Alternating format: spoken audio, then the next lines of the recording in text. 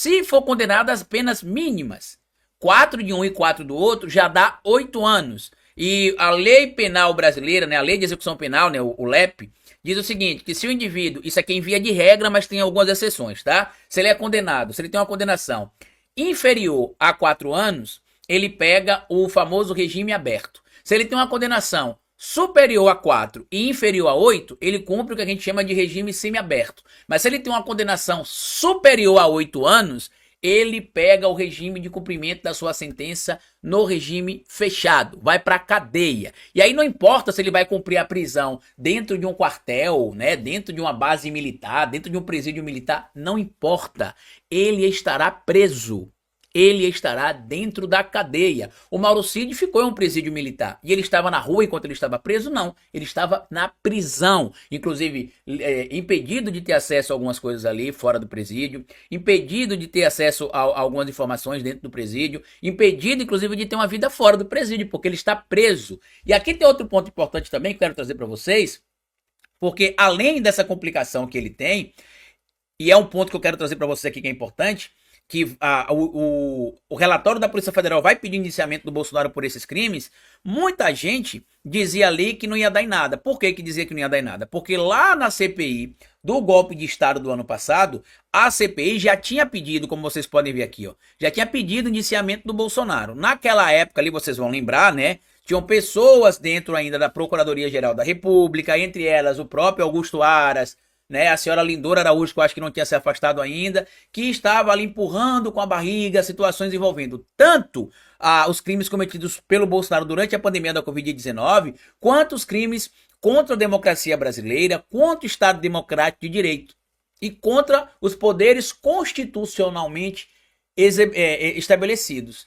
E aí agora a gente está vendo que demora às vezes, meu amigo, para funcionar, porque existe uma liturgia legal que fala sobre presunção de inocência, direito ao contraditório e ampla defesa, o famoso devido processo legal. Mas a gente precisa entender que se você defende os direitos humanos, até para um indivíduo que é inumano, como algumas pessoas costumam chamar o Bolsonaro, a lei tem que ser aplicada da mesma maneira para ele.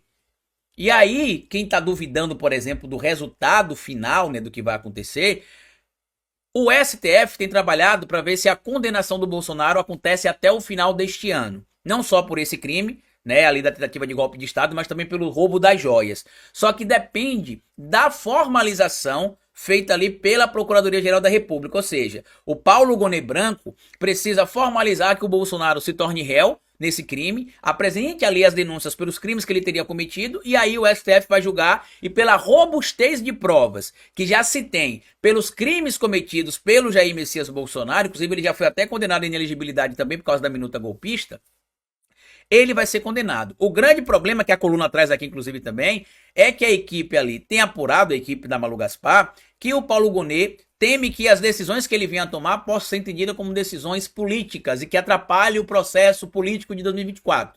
E isso vai acontecer de qualquer maneira. Os bolsonaristas já estão tentando tornar a situação do Bolsonaro igual à situação que aconteceu com o presidente Lula, com a grande diferença, né? O presidente Lula foi condenado sem provas, o presidente Lula teve um juiz parcial julgando ele, diferente do que está acontecendo com o Bolsonaro. Todo o rito legal está sendo constituído, está sendo seguido, sem forjar provas, sem inventar informação, sem o Ministério Público combinar nada com o Poder Judiciário, como acontecia na Lava Jato, no caso envolvendo pessoas ligadas ao Partido dos Trabalhadores e pessoas ligadas diretamente ao presidente Lula e o próprio presidente Lula, tá? Isso precisa ficar bem claro. E a tendência, de acordo com o que algumas pessoas têm trazido informações aqui, é que o Paulo Gonet Branco só tome algumas decisões em relação a o Bolsonaro se tornar réu ou não, depois da eleição de 2024.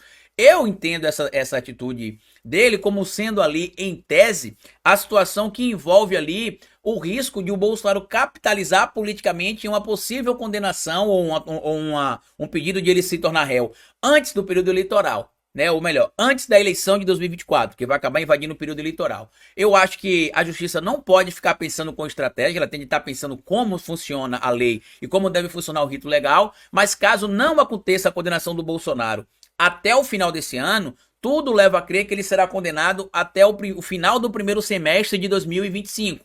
Então, logo, estando preso, inclusive, já em 2025, e fora da corrida eleitoral de 2026, não apenas porque não estará mais elegível, porque ele continua inelegível, mas porque ele estará inclusive fora da vida pública como pessoa que goze ali da sua liberdade. Ele estará preso.